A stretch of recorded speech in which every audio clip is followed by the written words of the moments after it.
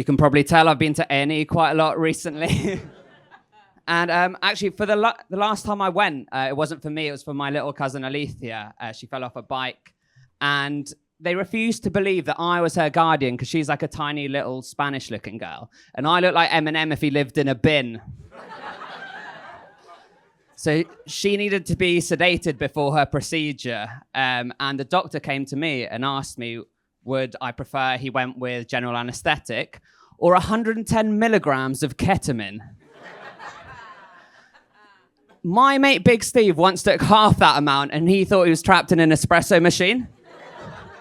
Two things, right? Firstly, why are we giving kids ket? It's only going to raise the prices.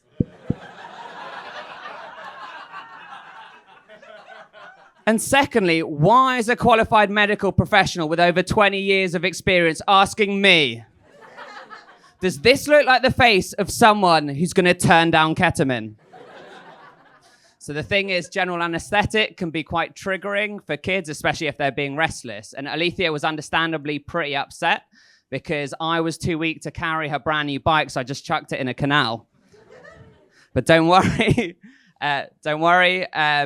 She was fine in the end. But trying to be a bit responsible, I asked the doctor if she could try half and see how she feels. I'm glad a few of you laughed there because the doctor did not find that funny. And as I was leaving, I heard the doctor point over to the nurses and be like, can you please go prepare the lines? It's like, the lines? I thought the NHS would be a bit more professional than making a 6-year-old snort up a big fat line of donkey dust. Turns out the lines are what they call the injection tubes. Bit of a misunderstanding. So I asked for my £20 rolled note back. And the whole thing was absolutely great. And actually it's brought us a lot closer together because now she's also into minimal techno. And I know where to get free drugs, and that's the real reason for this sling. Alethea's from the Spanish side of my family. I'm half English, half Spanish. And growing up speaking two languages has given me this like quite unique sounding voice, which in my head, I always thought I sounded like a sexy Latino lover. But in reality, my friends say that I've got the voice of someone who leaves comments on Pornhub videos.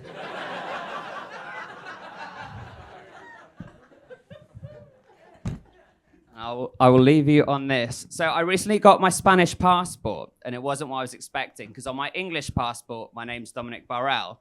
On my Spanish passport, my name is what? My name is Luis Miguel Jimenez Garcia Burrell Zarza Martinez.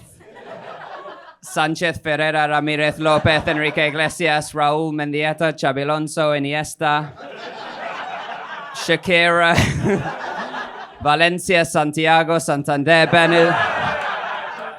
What I'm trying to say through the medium of prop is that my name was completely different, right? The weirdest thing is that my mum completely got rid of the Dominic, my first name and my identity, and instead called me Luis Miguel after her really fat cat. Which I was fuming about because clearly she took one look at me and went, ha, massive pussy. Could have been worse. Whoa. Like that. Her other cat was called Adolf, which I know a few moans, wildly inappropriate name for a cat, but it was Spain in the 1960s and it had a little bit of black fur just underneath its nose. And it only had 3 legs, so it was always leaning to the far right. But like Adolf, Luis Miguel's quite like a rare name in Spain because back in the 90s, it was the name of like a really lame singer. So it's like how these days, like no babies would be called Gary Barlow. But I did meet one Luis Miguel and he was buzzing when he saw my passport. He was like, he was a cashier at the Spanish embassy. And he was like, I can't wait to go home and tell my mother that I finally found another Luis Miguel. Anyways, my name, amigo. How can I help you? And I was there to pay him £300 to change my name. It was the one time I wished I was called Adolf. But unfortunately, I'm not called Adolf. I'm Dominic. Thank you very much, guys. You've been amazing. Good night. Yeah!